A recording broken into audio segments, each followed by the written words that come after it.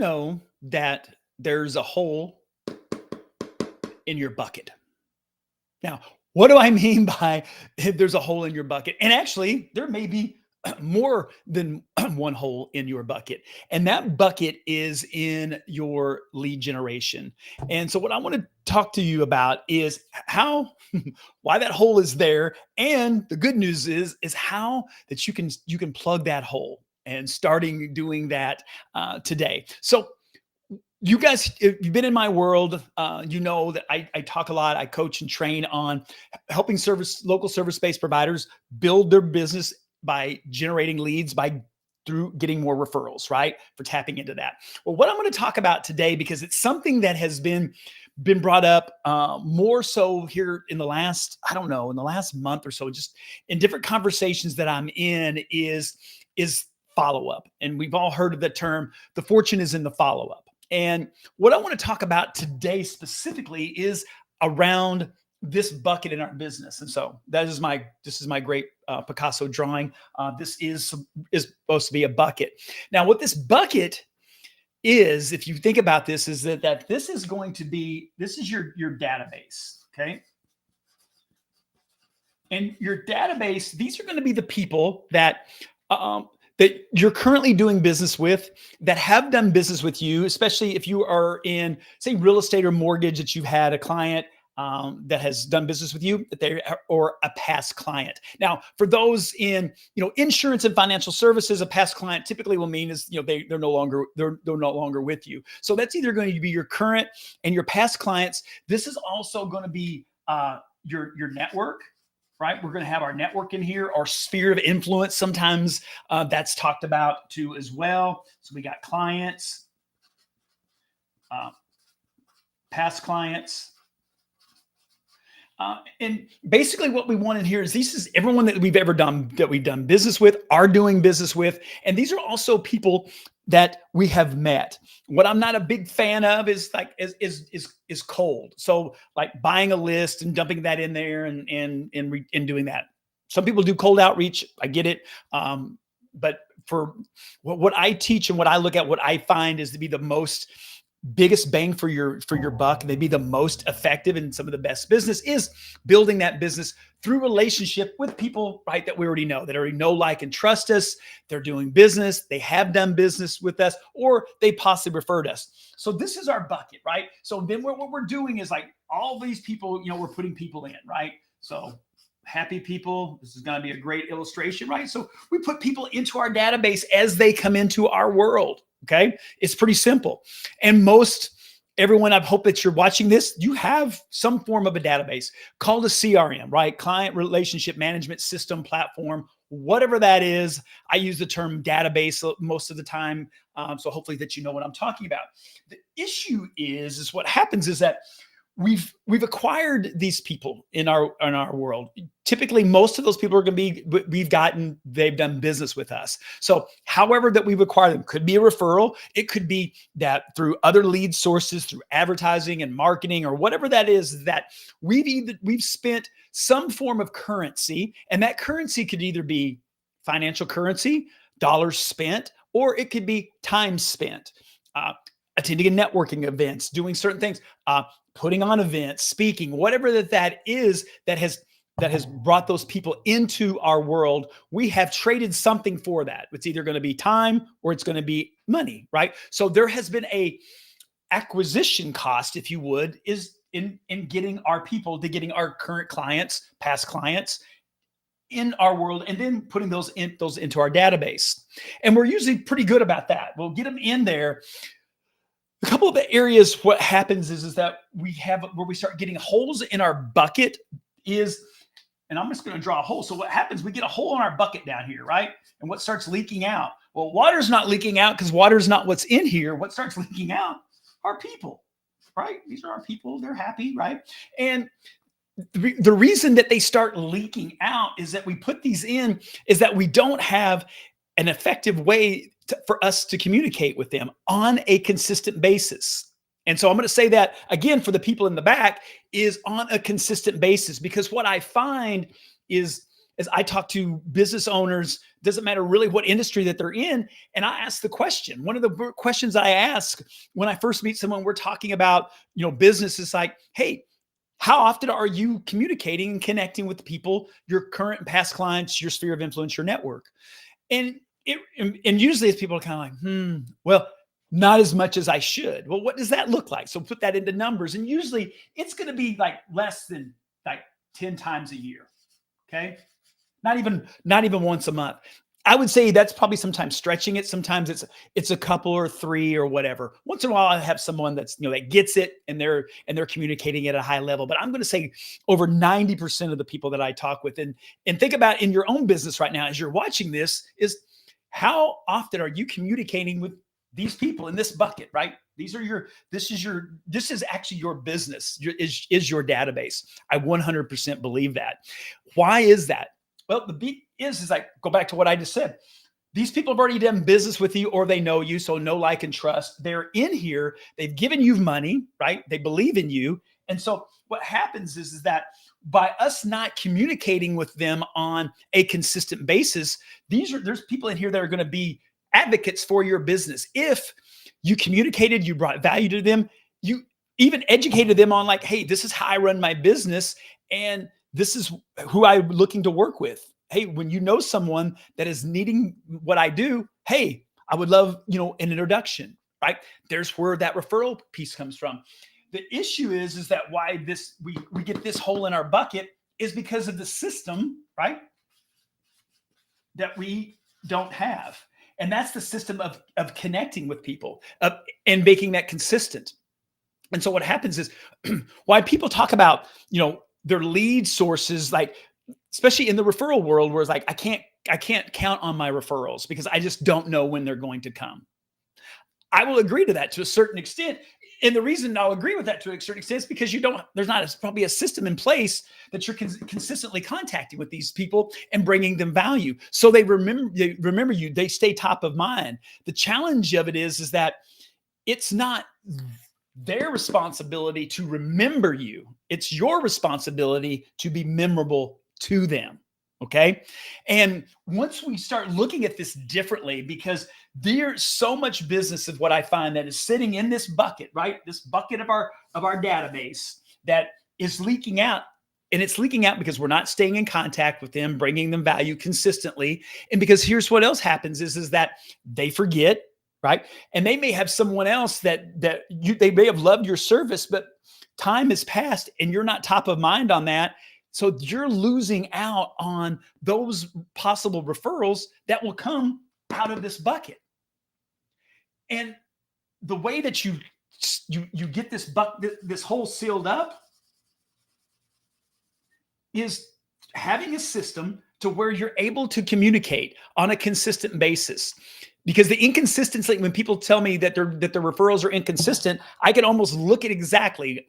And I do an audit in businesses where I look at this and kind of go, ask these 5 questions about what the business looks like. And I can almost pinpoint to go, here's where it's at. Here's why you're not generating that many leads out of this database.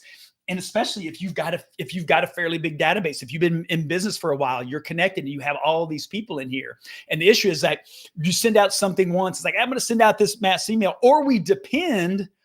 What happens most of the time is we depend on like 1 or 2 things of communication with people. Typically, it's going to be the most passive thing that we can do. And what is the most passive thing we can do? Number 1 is email, right? That's we send out. Well, I'm sending an email out every month. Okay, well, that's better than doing nothing at all. But the issue is, what's in the email? Is it about how great and wonderful that you and your business are, all of those other things? Or is it something that would actually bring value to the person receiving it that may have nothing to do with your business? I know, stay with me here, because it's like, well, wait a second, why would I send them something that has nothing to do with my business? The issue of it is that it's bringing value to them in their life, in their daily life. Because let's say you're in insurance, that you're a property and casualty insurance agent, and these are current clients of yours. So they're insured, their home, their auto, everything is insured with them. They're not sitting around thinking about how I can buy more insurance. But the thing about it is, if you can start bringing more value to them in other ways in their life, like for example, if I were to send someone an email about the top 5 productivity hacks for a busy, professional or family, whatever that is, see how that's different than going, hey, we just got rated the top XYZ for this thing. As I'm a receiver of that, it's like, okay, that's great, but what does that have to do with me? Really? Nothing. But something like this, like, hey, take this one thing, and I'm like, hey, this thing worked, right? There's value. There's where you have to start becoming more valuable. Then what we do is then that's how we start to get this little hole filled out. Then it's like, we're going to send out that monthly email, but then it's going to be something of value. What's the other thing that we can start doing? And it's a multitude of ways of doing this. And it's not just depending on 1 or 2 ways of communicating with people. It's also finding out what's their mode of communication. And that's something that I'm hoping that you're finding out in the beginning when you're doing business with someone. It's like, we always want to communicate the way that we want to communicate. And I use this example a lot in my life around my daughter. Our daughter is 35. So her mode of communication is text. Okay. So we'll do a lot of text. There's times I just want to hear her voice. I want to talk to her as I'm older now. And I call her, right? I know she's got her phone because we've been texting. I'm like, I just want to pick up the phone. I'm going to call her. And it goes to voicemail. And then she'll text. She's like, hey, what's up? What do you need? What's going on? I'm like, I just want to talk to you. Her mode, right, of communication is texting. My mode of communication with her, I would rather have a phone call. Now, there are times when I will, when a text works. But the issue of it is that understanding what's our main mode of communication with our people that we're doing business with, and understanding that and tapping into that. Now, don't hear what I'm not saying. I'm not saying it's like, oh, you're only going to do that. So if they only want to text, I'm only ever going to communicate via text with them. No, because there's a point to where it's like, you're just not going to text them over and over again. But the key piece of this is knowing what that is in the beginning, where you may favor that. Do you know, hey, I'm not hearing from this person. I'm going to, hey, maybe I should shoot them a text.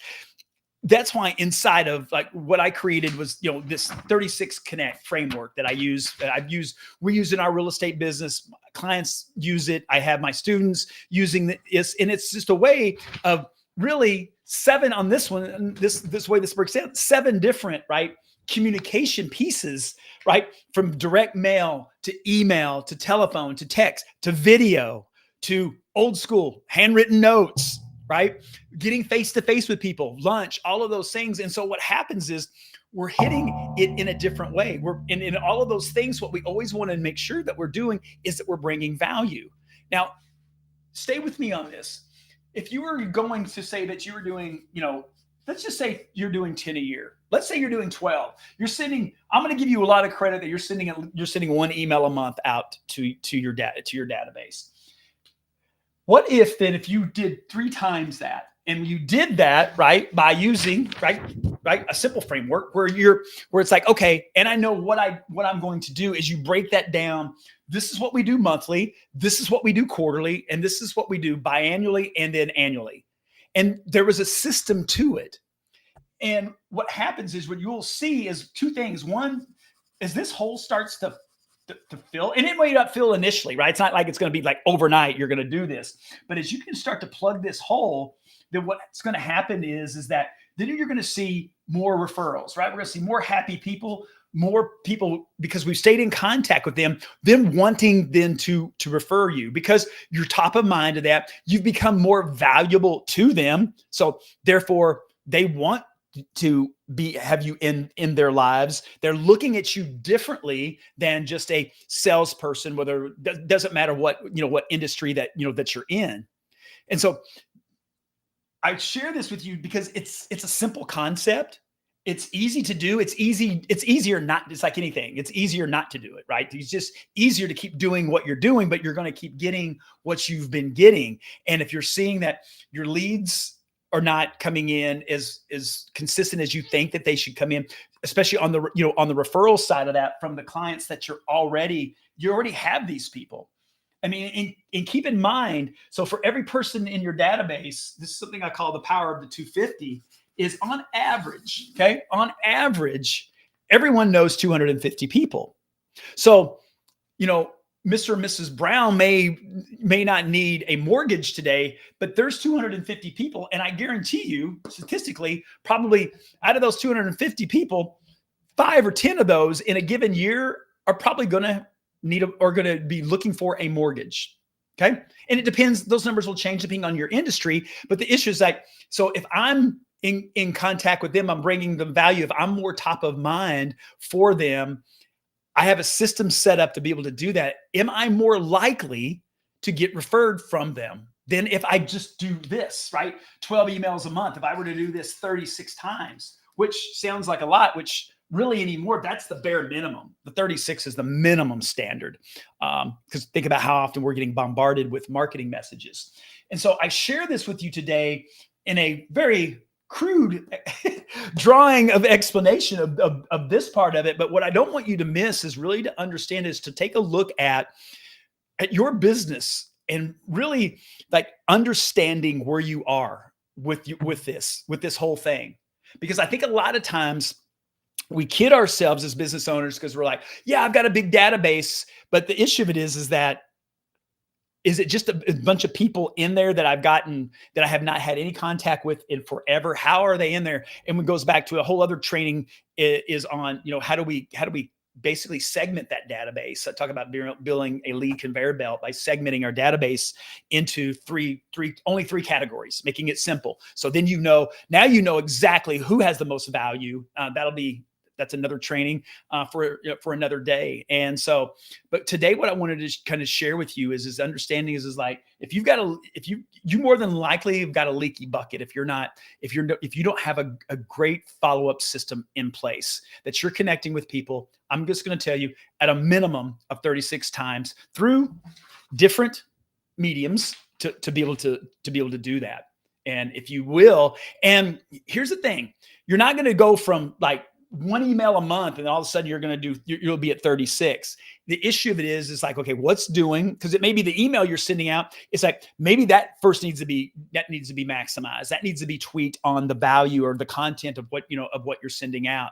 And then it's like, okay, what's the next thing? And it's maybe, looking at it's direct mail, it's text, it's how often am I getting face to face? Is it handwritten notes, right? All of those different things as they play in as we're getting different mediums, right? So hey, I get a video text from them and I got this note and it's not intrusive in a way to where it's like, I'm just calling people up going, hey, who do you know is thinking about, buying or selling or investing in real estate in the next 30 days, right? Nobody wants that call. Nobody cares about that. Let's just get real.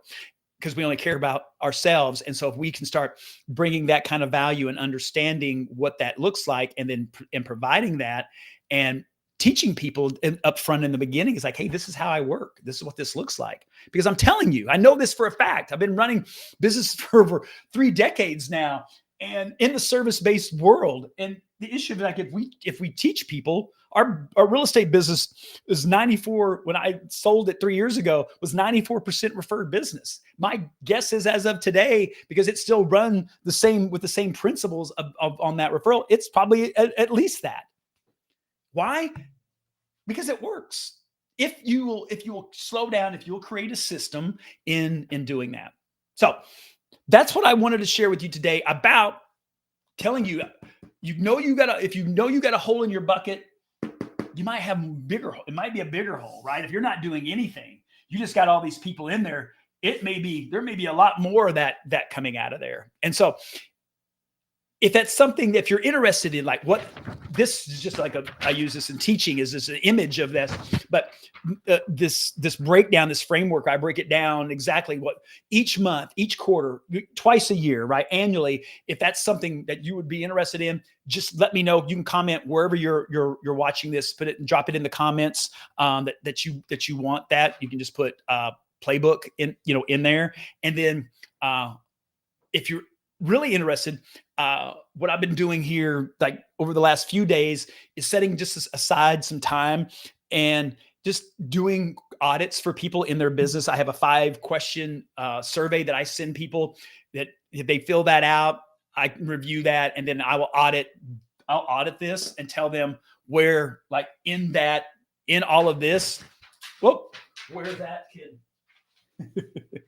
where we can fix that, right? What that can look like, where they can be focusing the time and maximizing those leads and in that bucket. So if that's something you're interested in, hey, let me know. Drop audit in the comments. I've got time to do a few more of those over the next week or so, and I'm happy to do that. Not a pitch, not trying to sell you, just at least give you an idea of like, okay, here's what this looks like. Here's the path, right? That you could be on to start making that look different, to closing up, sealing up that hole, start generating more business, growing your business, making more money, right? I mean, that's ultimately why if we're in a for-profit business, is to do that. So I hope that helps, and I will see you guys